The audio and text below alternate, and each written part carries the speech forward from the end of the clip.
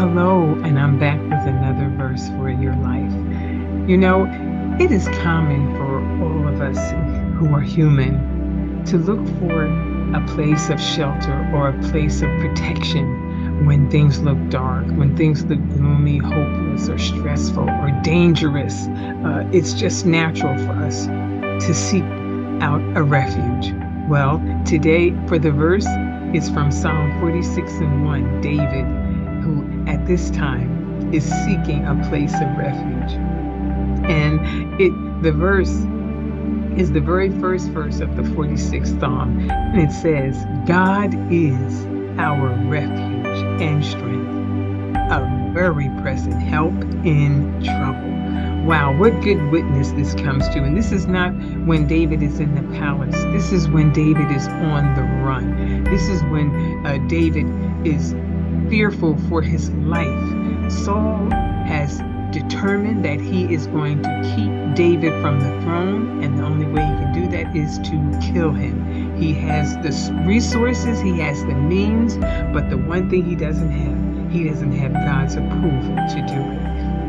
And David, who is so in love with the Lord God, who respects and wants to be obedient and serve the Lord, will not take advantage of the situation because he's anointed to be king to try to hasten the timing. He's willing to wait patiently on the Lord. Even though Saul has accused him and announced before all of Israel that David is an outlaw, David wants to harm him, or and falsifying things and saying David, wants to kill him.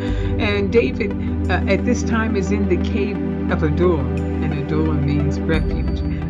But when David says God is our refuge, he's not referring to the cave as his shelter or his protection, but it's almost like an analogy to the same way that the cave is. He's saying God is our refuge, our strength, a very present help in trouble. Oh, I'm so glad he didn't say my refuge, because we would think that David was so special to God, being a man after God's own heart, that it was only David. But David is encouraging us all to know that God is our refuge. Those that love the Lord God, those that follow him, those who want to be obedient to him, those that call themselves the children of the Most High God. He said he is our refuge. He's our place of protection. He's our security. He's our keeper. And David only knows this by experience. And at the time that he is in the cave of Adullam and Saul and his soldiers are nearby, David goes out late at night, early in the morning, to go to Saul to prove that he is loyal to him, that he wishes him no ill will, that he is not trying to harm him, as Saul has told everyone. And he cuts off a piece of Saul's garment and brings it back to the cave. And when morning comes, David announces to Saul and calls his name loudly, and they hear him. And he responds to King Saul and says that he is his servant, that he recognizes that Saul is God's anointed, and he would never raise his hand to harm him. And the proof is that he got close enough that if he wanted to, he had the opportunity, he could have taken Saul's life. And it shamed the king before his soldiers and before the people that all that he had said about David was not true. And so he had to go away shamefully and return back. But that didn't stop him. David was still going to be on the run for a while, and all the things that Saul would do because of his anger and bitterness, and really because his heart was no longer following after the Lord God. He was caught up in his own flesh, caught up in his own power that he wanted to hold on to and to keep.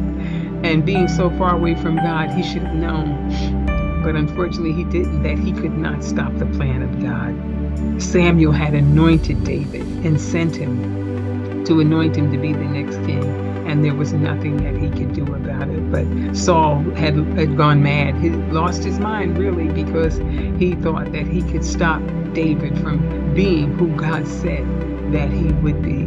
Poor David. David couldn't even, at this time, he's on the run and wouldn't be able to go for a while. He couldn't go to the house of God. He couldn't go to his own house. He couldn't go to his parents or his family for encouragement. He couldn't go to the palace. He couldn't even go to the ungodly for help, because at this time he's just feeling lonely. But God sends him some men who will be with him, who will be obedient to him and do whatever he says to do. Men who are discouraged, men who are in a dark place, men who have said enough is enough, men who are feeling hopeless and want new leadership. They knew that David would be king, but they would not be able to hasten David's hand against the king in order to make him king, because David would not do that. And out of that, they respected David, and David groomed these men, and they became soldiers or mighty men of valor under David's leadership. And so David gives us great witness and testimony today when he gives us this. He says, yes, I was in a cave. Yes, I couldn't get to other people. And the only way I can explain my survival, the only way I can tell you that I am yet standing here, is that God is our refuge. He's telling the men this. Don't worry about Saul and his soldiers. Don't worry about things. God is our refuge. He will be our shelter. He will be our place of protection. He will keep us no matter where trouble is. I don't care how Saul follows us with all of his soldiers. God will be our refuge. He will be our protection. He will be our shelter. He will be our security. He will be our strength. He will be a very present help, ever present with us. He won't leave us. He will be with us always. And isn't that what Jesus said? I will never leave you nor forsake you. What powerful words that the Lord has given us that we can stand on, that have been tested time after time after time. And if we would be honest, if we were like David and would look back over our lives, we would see too that God has been our refuge and our strength. When we couldn't get to church, when we couldn't get to the pastor, when we couldn't get to other family members, when they couldn't turn to help us, God has been our refuge and strength. He's the only one. That's the only way we can explain that we're yet here, is because he has been a very present help.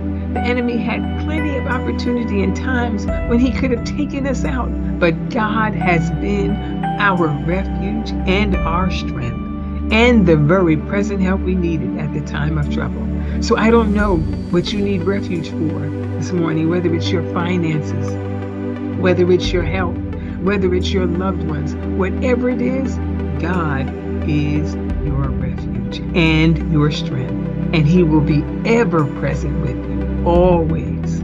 He will never leave you nor forsake you. So I pray that this word will be way down in your spirit and inscribed upon your heart, so that when the enemy tries to speak to you, to discourage you, or to cause you stress or depress you, that it will rise up in your spirit and refute it, because God is our refuge and our strength. God bless you.